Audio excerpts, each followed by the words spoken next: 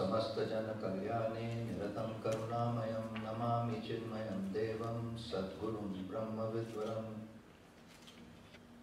I want us to take a moment to think about the people in our lives who have really inspired us, who have also defined who we are, and silently say thank you to each one of them.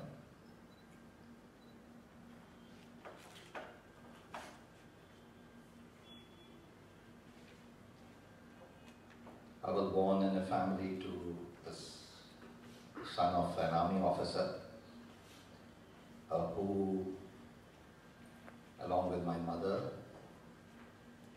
had this wonderful blessing to have met some great spiritual masters. And I was only 5 years old when my father met Swami Chinmayananda.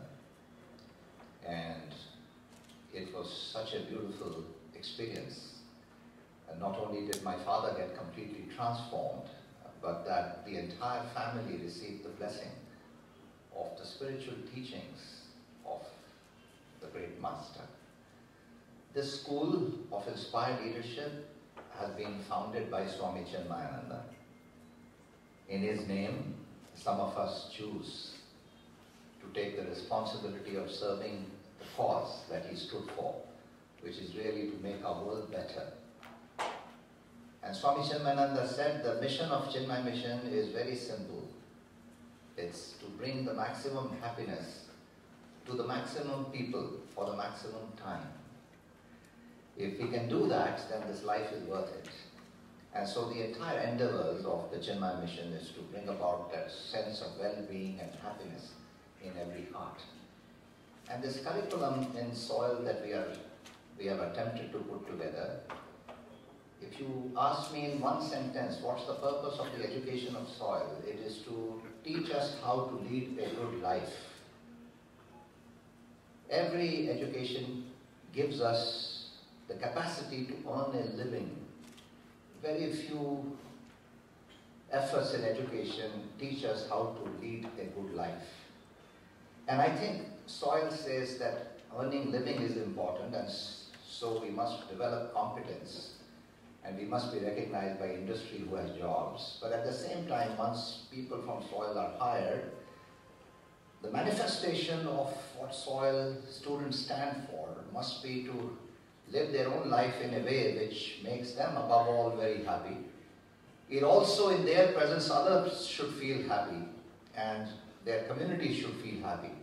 So when soil students work anywhere, this company should say, it's nice to have these students work with us because they add value to our organization, not just in terms of creating more shareholder value, which is important, but that they bring a sense of togetherness, a sense of well-being, a sense of higher purpose, a sense of serving society, and that they show us the way to say it's the young generation of this country truly can make a difference.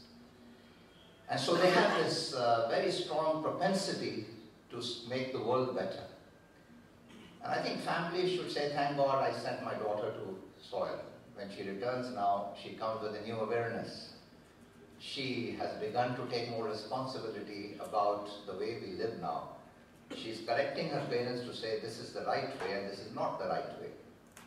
And she's beginning to take the extra effort to help people. And she's creating that sense in the community of saying we can together lift ourselves out of this mediocrity that our country is surrounded by, where we have everything from garbage on the street, to lack of respect for other co-drivers, to the horrendous gap between the rich and the poor that most of us don't want to do anything about. And all these issues that we find in our society, the family would say, thank God we have a more aware citizen living with us. And neighborhoods and communities in which soil students live and choose to make their spaces homes should say, anytime there is something which happens in that community, a soil student, a soil alumnus, a soil staff member begins to take responsibility for bringing common good to the center of our agenda. In that sense, everybody would say, and I think it's not just, the word soil is just a metaphor for a movement to say, if all of us Indians can take responsibility for the way we live now, a lot can be achieved in our country, like indeed we can achieve in our planet. I first met Dr. Kurian thanks to Shailendraji, in the 1980s. And I was once, when I entered his room, I was immediately struck by his intensity. And of course, his first word to me was, what is this, all this HR business that Shailendraji talks about, Shailendra Kumar talks about? Because HRD is the biggest conspiracy in organizations. He said on one side, you want to incentivize people. On the other side, you want to put them in boxes. And you want to determine how to get the best out of them. This is not what life is all about, Kurian said to me. So have you come to teach me some HRD stuff? He said to me and laughed. And I said, no, Dr. Kurian, I'm not here to teach you anything. I'm here to discover what NDDB is all about. And he said to me in the very first meeting, he said, everything in this country is written in a language which the common man does not understand. The laws are written by people in a different language. They are interpreted by people in a different language.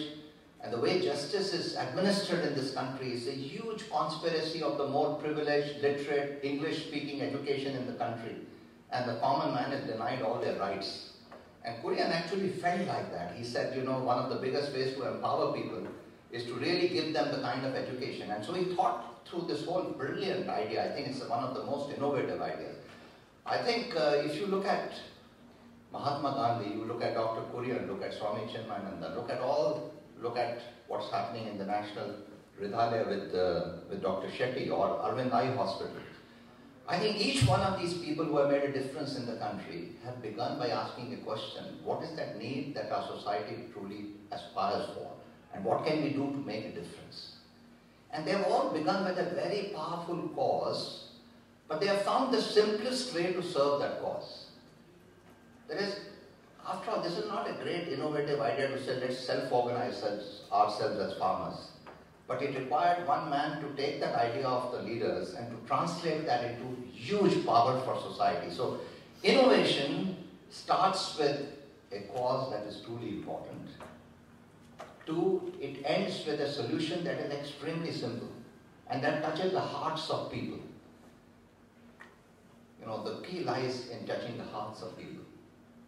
I want to talk about how, when I first went to National Dairy Development Board, and I was put in the guest house, I told Shailendraji the next day that I couldn't find a single spot of dirt or dust in the entire guest house in Anil. Every part of the lawn was manicured so well. It was the housekeeping standards, the lawns and housekeeping and horticulture were better than a 5-star hotel. And I reached early in the morning because my flight got delayed to Ahmedabad, and I drove to Anand and I checked in maybe at 2 o'clock in the morning, and the security guard greeted me and said, "Sir, I'll escort you to your guest house." And then he said, "Sir, there is some hot milk kept in a flask. There is a sandwich kept here for you. There are some fruits kept here for you. May I show you where all these things are kept?" This is 2 o'clock in the morning, right? And next day I went out for a morning walk. I found a guard there. So I asked him that, how long have you been working here? So he said some 5 or 6 years. So I said, how much money that you earn here? Those days he was earning, I think, 1,000 rupees a month. And I asked, are you an employee of NDDB? He said, no, I am on contract here. I said, what gives you this kind of seva and this service orientation to be at 2 o'clock in the night, take me to the room? He said, sir, he talked about Kurian and he talked about the great cause, and he said, we are all working for a special reason here. This is a security guard earning a pittance. And so I think that kind of identification with a cause is something extraordinary that I have seen in each one of these people, that they have deep faith. In the Bhagavad Gita in chapter 18 it is written, the final answer Krishna gives to Arjuna. See, there will be 3 kinds of energies. One energy, when you are acting out of delusion, where you are thinking wrong is right, where you deliberately deceive people, where you use unethical means and you believe that everyone else does it, so I will also do it. That is the tamasic energy with which you will take decisions. Remember, once you fall prey to this trying to justify that bad is good, that is going to be your end. The second kind of people who believe that they are working very hard, they are very talented, they are very competitive, they want to get ahead, want to make a name and fame for themselves. But their whole desire is, how do I make more money? How does my name appear on TV? And how do I really make a difference to myself and in the process appear to help others? Those are the leaders who are the Rajasic leaders, who are truly trying to do this for the sake of their own agenda. They want themselves to be recognized, what a great leader I am. And in the final thing he says, however, there are one kind of leaders who understand that there is goodness in the world, there is goodness within them.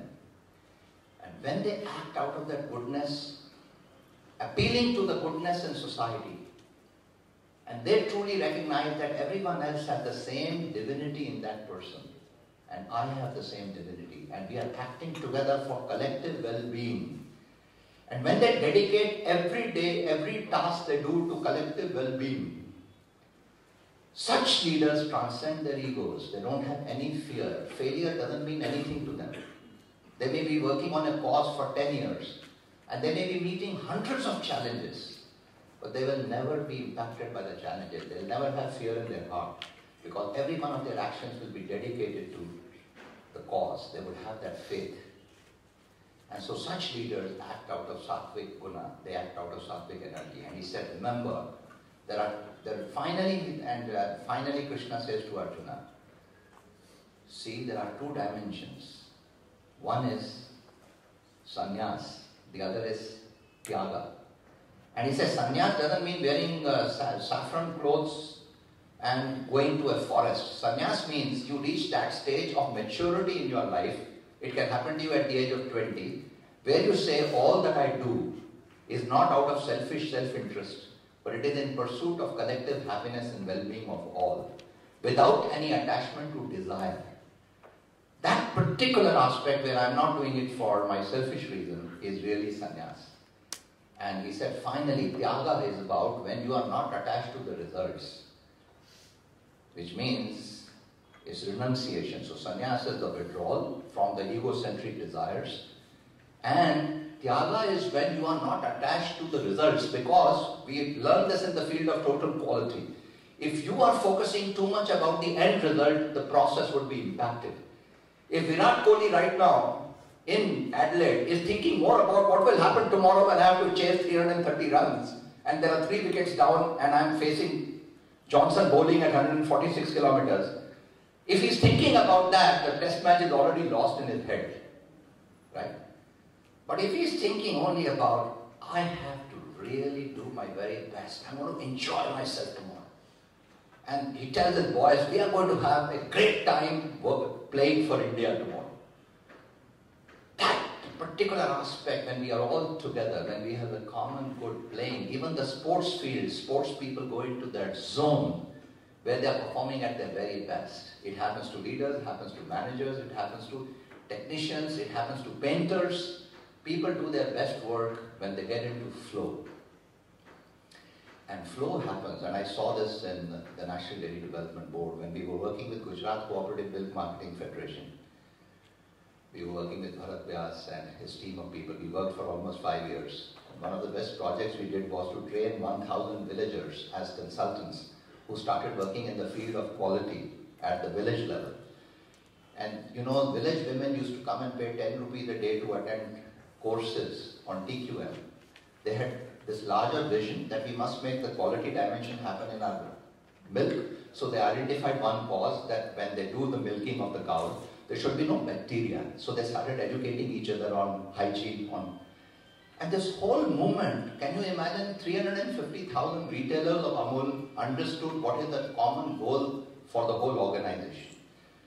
They were all working in unison. I haven't seen that in any marketing organization, where if you ask even a retailer in let's say Bihar, what is GSGC MMF trying to do this year, that retailer would know what's our priority for that year. Because everybody was working in harmony.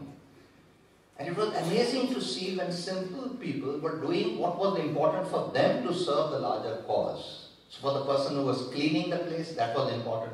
For the person who was milking, that was important. The person who was carrying the milk, that was important, etc., etc. So I think it was absolutely amazing to see that whole process take place. So I want to end by saying this goodness that happens when we are in flow always happens when we are in touch with goodness within.